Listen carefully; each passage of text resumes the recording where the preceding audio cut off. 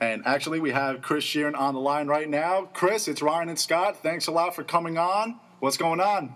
Wow, no wait, just right on the air. What's going on with you guys? Well, you're the only caller so far. We were too excited. We needed to bring you on real quick. I know the feeling from my college days, boys. I know it very well. Well, speaking of your college days, what has your career been like from your days in college to today, Chris? Oof, that is a long and detailed answer that I will have to give you the short version, like the Spaceballs short version. So here we go. I went to Rowan University. I was accepted when it was still Glassboro State College. It's in Glassboro, New Jersey. Traditionally, it's a teacher's school, hence our awful nickname. And I'm sorry, Rowan, but the professors have to be updated. The profs. Pretty much the worst nickname in college, in my opinion. I love the school. I love my professors, but the nickname is it's hideous. Anyway, as I was saying about my professors, they really got me ready to get out into the field. Tremendous radio, TV, and film program down there. The television and radio is what I really focused in on. I had a radio show like you guys. I had a morning show. I had a sports show. I did play-by-play for basketball and baseball.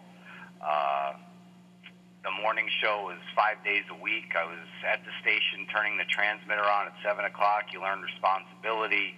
You learn about working in pretty much a newsroom. The general manager who ran it, Frank Hogan, a great human being. He just retired recently, and it's good for him. He's worked enough. He deserves it. But he was very integral in getting me where my head needed to be. Another guy, Ed Kasuba, who worked for KYW News Radio in Philadelphia. I interned with him. I had broadcast journalism with him. And, if you want to put your head down on your pillow in your dorm room at night and worry about class the next day, that was the class to take. It was also a great class. About the second or third week of the class, if you had one mistake on your homework, it was a 0. So he really treated it like you were in a newsroom, like you were in a working environment, and he wanted no mistakes. He really took the journalism part of broadcast journalism to heart, which, as you guys see, a lot of the times nowadays, that word really doesn't ring true. It's more of get it out there first and be the first one to tweet it instead of being right about something. And I don't know how many times I've seen something that was wrong, but it was just tweeted out because whoever wanted to have it first. Yeah, so, we were actually just talking about that in our class last week. Yeah. Well, there you go. About a lot of misinformation just because people want to get it out there first. AKA Carlos Gomez to the Mets. Well, that was a little convoluted. Right. We don't know the real ins and outs of that, but yeah, that's a pretty good example. Right. And then after college, I worked for Major League Baseball Productions for a minute as a logger and an editor. Basically, I was getting paid to watch sports. I figured that was pretty cool, getting out of college and being able to watch sports and getting paid for it. I could be doing it at home and not getting paid for it, so that was pretty cool. After that, I coached my brother's baseball team, and my shortstop on that team, his aunt, was a director at CNBC, which was fast moving into MSNBC, and they had something that MLB Productions wasn't offering me, and that was benefits. So I took the job at MSNBC. There was no sports there, but I got a nice little news background. And as I told Ryan when he came to visit, yes, you can't really look a job horse in the mouth. You have to go and you have to get experience any way you can. And when I went to MSNBC and I spent 6 years there, I really learned a lot about the overall business. And I went, from the ground up, from a production assistant all the way to a sports producer. They got rid of sports in 1997, I believe. They did have it when I first got there in 96, but in 97, they got rid of it. So it was kind of a drag, but at the same time, I moved laterally onto the news side, and I learned a lot about being an associate producer, a tape producer. It wasn't a union shop, so you could go in, you could learn how to edit, you could ask people questions and actually put your hands on the equipment.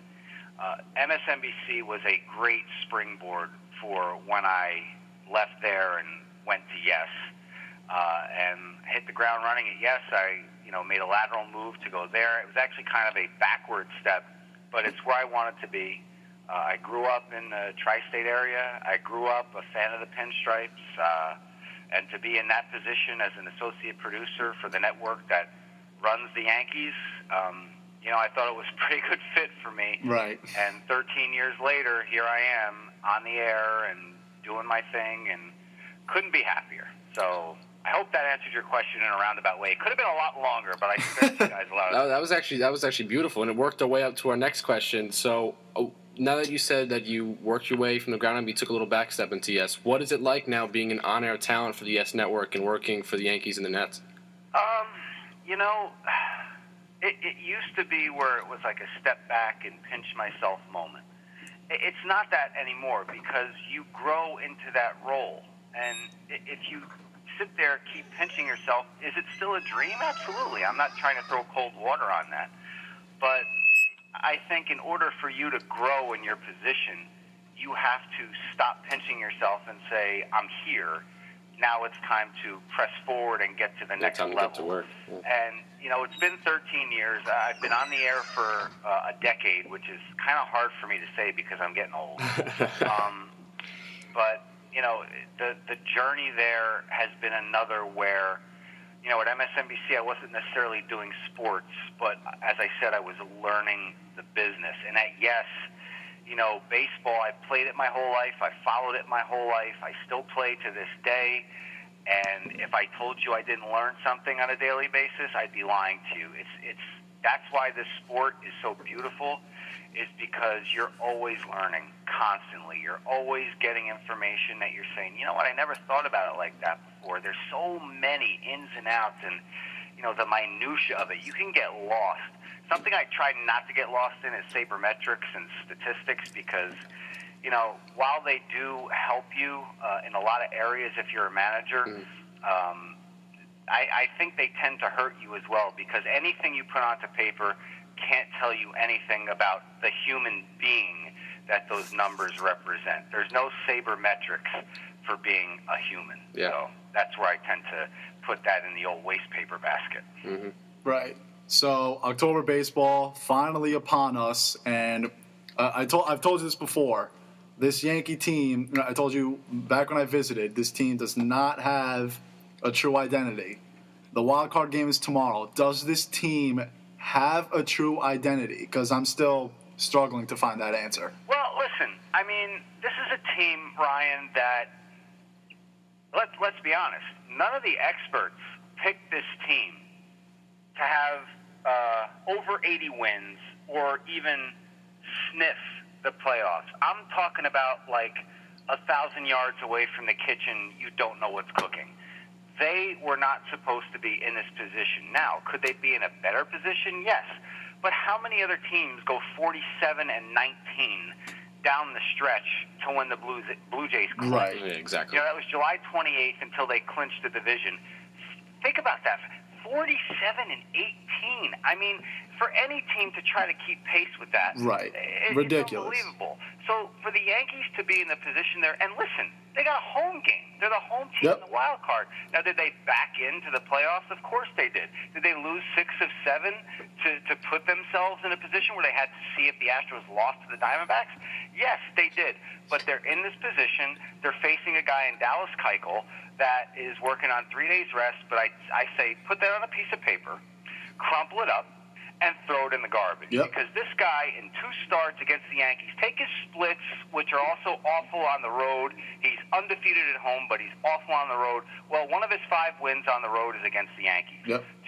One of his 2 wins since May 9th, I believe, on the road is against the Yankees. And guess where it happened? At Yankee Stadium. He's 27 years old. I looked these numbers up earlier today. CC Sabathia, he was 27 years old in 2008 when he was with the Brewers and throwing on 3 days rest. His record was 2-1 with a .83 ERA. Jeez. Throw that 3 days rest out the window. I don't care if he's never done it before. This is the playoffs. This is the big stage. Keuchel has said this. He's ready. He's ready to go. He's thrown 16 innings against the Yankees this year. 16. Yep. He's got 21 strikeouts and 1 walk and an ERA of 0.00. He's unbelievable. The guy. If David Price didn't go off, this guy is without a doubt a AL Cy Young winner. Absolutely. But you can't deny what Price has done with the Blue Jays either. And I talked to David Cohn about this. I talked to John Flaherty about this ad nauseum, and they both bring it up. I just kind of ask them. I want to get their input, and they tell me, with a megaphone, it's not just what Price does in his starts. It's that attitude that Price brings in those starts. It's go back to 2009. Go back to that Yankees rotation. Go back to CC Sabathia being the ace, A.J. Burnett, Andy Pettitte. No one wanted to drop that baton. Nobody wanted to be that starter that said, "Oh, it's my turn." They were so challenged by the top of the rotation to keep up that level that I think that's why the Yankees were so successful back in 2009. And look at Andy Pettitte. He won every clinching game in the playoffs, for crying out loud. So you take a guy like Price, you throw him into that Blue Jays rotation, you get guys like R.A. Dickey, who's never been to the playoffs. Marcus Stroman's never been to the playoffs. Who am I missing? Marco Estrada has a cup of coffee in the playoffs, I think back in 2011 with the Astros. And who else? Burley, he has his postseason experience with the White Sox. But Price brings that swagger, that top of the rotation, top of the line ace, that kind of, I know you guys don't remember Ronald Reagan, you're way too young, but he talked about something about trickle-down economics. That's what Price brings. He brings that trickle-down swaggernomics. Right. That's a Chris Shearn original. Swaggernomics. Hashtag that on Twitter. I like that. Swaggernomics. They should make a class about that. They'll start it rowing. Swaggernomics 101. There you go. I'm going to be a professor. All right, Chris. Now flipping to the managerial standpoint, a lot of people are going at Joe Girardi over the entire season. I want to know what your opinion on him is. My dad used to tell me all the time, you can't make chicken salad out of chicken you-know-what. I really think that Joe Girardi in 2012, when they made the playoffs, 2013 and 2014 when they didn't make the playoffs. This team, everybody, I see everything on Twitter, and it's exactly right. This team could have gone to a 69-70 win team. Now, I know they didn't make the playoffs, but do you know how many injuries Girardi's had to deal with? Thank you. In 2013, it was the rotation. Last year, it was the lineup. And the rotation as well. And the rotation. You have to put that into perspective. And the Yankees were still above 500 both seasons. This guy, now I know everybody gives him a lot of stuff for the binder and this and that and the other thing, but this is another year. This is another year where they weren't supposed to do anything, and this guy has made chicken salad out of chicken you-know-what. They're in the postseason. I don't care if it's just for one game. A lot of Yankee fans, they sit there and they beat their chest, and it's the World Series or it's a failure. It's not the case. Look at the Yankees down the stretch in September. Who kept them afloat? A 21-year-old Luis Severino and a 22-year-old Greg Bird. I mean, who would have thought that going into the season? And I just had I did this for you guys because I was on the show with you tonight. Thanks. I had our research department come up with this. And a big thank you. I want to give props to Jeff Quagliata, who's the head of research at Yes, and he's at Yes to Research on the Twitter machine. Yeah, Jeff does a phenomenal job. You should give him a follow. And also Seth Rothman, who's in that department and put these numbers together for me. I thought about it this morning. I was like, you know what? I wonder how the team is with lefty starters, with Teixeira in the lineup and with Teixeira out of the lineup. And here are those numbers, guys. The Yankees have faced 50 lefty starters this season. 35 of those games, Mark Teixeira was in the lineup. Those starters in those games went 9-15 with a 5.16 ERA. The Yankees hit .260, and they hit 26 home runs. Wow. Okay, that's with him in the lineup in those 35 games. Now, less of a sample size. Without Teixeira, 15 games. Those lefty starters over those 15 games are 8-4 with a 3.56 ERA, and the Yankees have hit 6 home runs. Wow. So think about that for a second. Without Tex, that's what tells you the dynamic of what Mark Teixeira brings to this lineup. Being that switch hitter, yeah. Yeah, it just takes so much away from Joe Girardi and what he's able to do and how he's able to mix and match that lineup. 3.56. So you're talking about almost a run, more than a run and a half off the ERA without Tex in that lineup. Right. So yeah, Teixeira arguably MVP. When you pull up those kind of numbers, Teixeira was probably the MVP of this Yankee season before he went down. He was definitely up there in the conversation for sure, but you can't take away like what Josh Donaldson's done this year. That guy's an absolute beast. Freak. Yeah, exactly. So now 2 questions into one kind of. We have to bring up CC Sabathia. Obviously, the big news is that he went into the alcohol rehab center today. How much does CC's absence hurt this team because he was pitching very well since he came off the disabled list?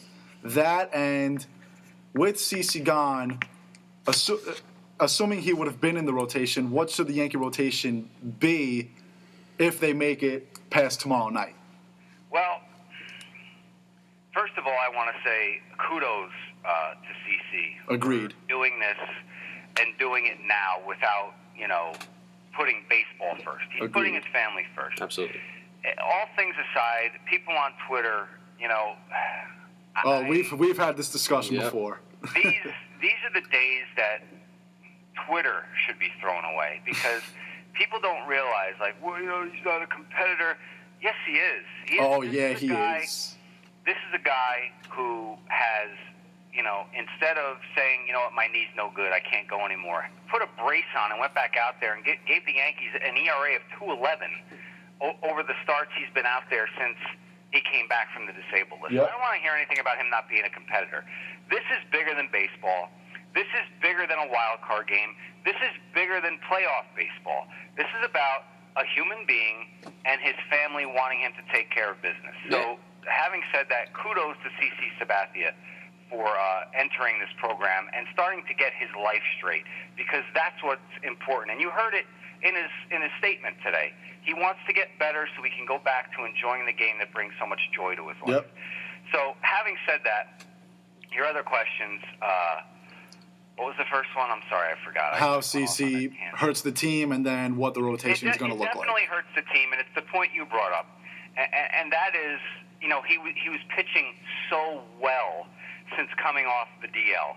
It does, in fact, hurt the team. It hurts the rotation because now, you might have to turn to a guy like Ivan Nova. You might have to turn to a guy like Michael Pineda.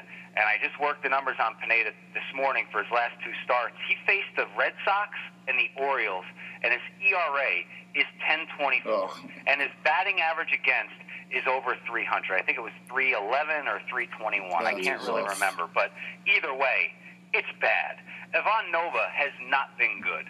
Let's face it. Yep. Those 2 are huge disappointments. Now, I know Nova's coming back from the Tommy John. He gets a bit of a pass here. But as far as Pineda goes, I don't know what's going on with Pineda. Now, Nathan Eovaldi today threw a short 10-pitch bullpen, according to our buddy Chad Jennings over at Lowhud. Mm-hmm. He posted this. I want to give him credit. He threw a 10-pitch bullpen, and he faced hitters for the first time since being shut down with elbow inflammation in early September. He said there's no chance he could throw tomorrow, especially after going today, but he would assume for Kansas City if they made it. I just got done out there, so I don't know when I would be throwing next or what I need to do, but he threw 25 to 30 pitches today. He said he felt good. He just felt a little rusty. Other than that, it felt great. So that's positivity from Eovaldi. However, when can he go? When can he start? He still has to be stretched out. If the Yankees win tomorrow against the Astros, can you start Eovaldi in a game 3? I mean, right. What is that? Thursday, Friday, off Saturday, so that would be Sunday? Right. At Yankee Stadium. And what's today? Monday, so Tuesday, Wednesday, Thursday, Friday. Yeah, he'd be working on, 6 days rest. Mm-hmm. But still, he only threw 25 to 30 pitches today. So how much can you get out of him? Right. That's the thing you have to wonder about. And then if you do throw him out there, you're going to tax the bullpen. You're going to need to go to it early, and you know that. So basically, if the Yankees advance tomorrow, I think the best scenario for Eovaldi, Warren would have to come back into the rotation, and he's the only one I trust to go in the third game. Agreed. Right now, you're looking, well, actually, the second game of the DS, because it would be Tanaka tomorrow, obviously. Then it would be Severino in game 1 of the DS, and then I would throw Warren in game 3. Then, if you want to put Eovaldi in the bullpen and stretch him out that way, if Warren gets into trouble, then you got something going on. But Warren's been back in the starting rotation, so if you wanted to start Eovaldi, there's that mix and match you could do there, the juxtaposition. But if you start Eovaldi, Kansas City's going to know he's not going to be out there long. Right. So that's the second part of the question you asked me. I would definitely go back to Adam Warren, and then based on what's been happening with Pineda and Nova, I don't know. Flip a coin. What do you guys think? I don't know, because my thing is, I mean, it's basically proven that if Pineda's slider is not there, he's going to get tattooed. Right. Do you want to take that risk with him? Because we all heard in spring training, Michael, people were saying Pineda was one of the best pitchers in the American League during spring training. But if he doesn't have his off speed, he's done. So, I don't know. I mean, I agree 100% now. I was leaning toward Pineda starting game 2, but as soon as I saw him this week, Severino has to start game 1, of the DS. Severino has been unbelievable. And then I don't care how old he is. He's got to start. Yep. So put that in the old pipe and smoke it. And also this tomorrow night. We're talking about something that might not even happen. I mean, they have to get by tomorrow, right, in order to even start to entertain those thoughts. And I saw earlier, Eric Cooper is the home plate umpire for the wild card game between the Yankees and Astros at the stadium tomorrow night. And I love doing this. I don't know why. I may be the only person that does this, but I check to see if the pitcher's been up there. But it's a pertinent point, because depending on if the umpire gives you corners, whatnot, it does make a difference. And Keuchel has 4 starts. Tanaka doesn't have a single start with Cooper back there. So this will be Tanaka's first start. He doesn't know, how to... He doesn't know a strike zone. Right. So Keuchel does. He's 1-2 in 4 starts. And there were 3 starts before this year, and I think his ERA is up around 6 in those starts. Wow. His 4th start, his 1 win was his start at Yankee Stadium, where he's fan 9 over 7. Wow. Okay. So put that into the old blender too, and when you're watching it tomorrow, just remember that your Uncle Chris told you that Eric Cooper's behind the dish, and Keuchel had some success not too long ago with Cooper back there. We're going to the game tomorrow. We're going to be telling people, Chris told us this. We're going to tell our whole section tomorrow. Well, do yourselves a favor and don't say it if the Yankees are losing, because I don't need to hate on Twitter. Thank you very much. Good. All right, you got it. Deal. So, Chris, what's your prediction for tomorrow night? What do you think? You know what? Here. That doesn't sound too good. Here's what I think, and you know what? I'm not gonna. I'm just going to be honest with you guys, and that's what I've been taught to do my whole life. I'm the optimistic Yankee fan. Ryan isn't. You're very pessimistic. We'll talk about that another day. Well, Ryan and I are in the same boat then. But here's what I posted on Facebook, and then you guys could debate me. Ryan, obviously, you're going to agree with me. The Yankees are in. I don't know what camp you fall under. The beat your chest, we have to win the World Series every year. Well, we are failures camp. Or the people who like to live in a little place I call reality and are and should be happy that even though it's a 1 in a million chance, the Yankees have a chance.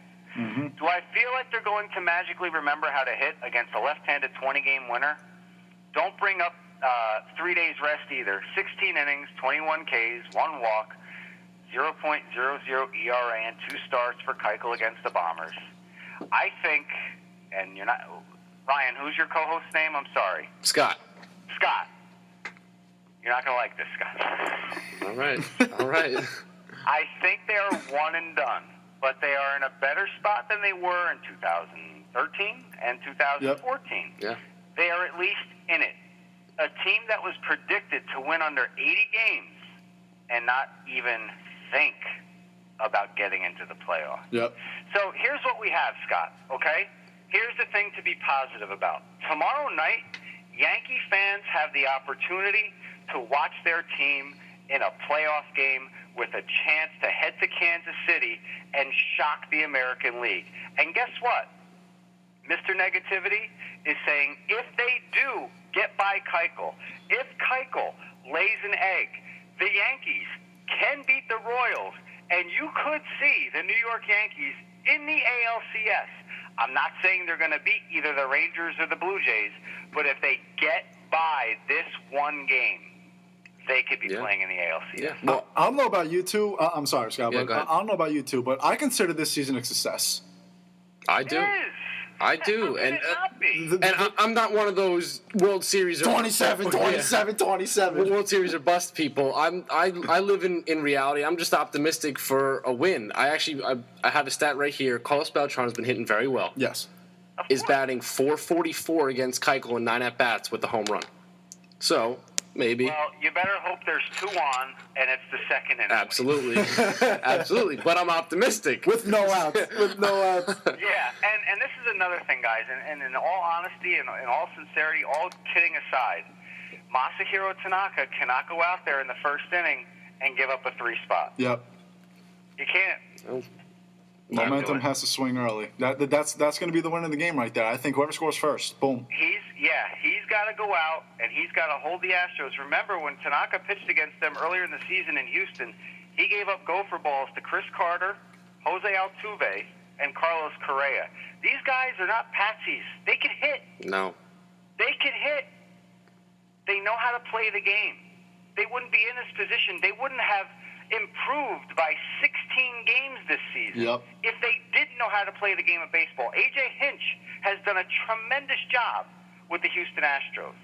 You know, Yankee fans thinking that you can't just beat your chest and say, yeah, we got it, we'll be in Kansas City on Thursday. No, this Houston team is a threat. Mm-hmm. It's a threat, and if you think they're panicking about having to go to New York despite their awful road record, did you see them celebrating last night? It really seemed to faze them.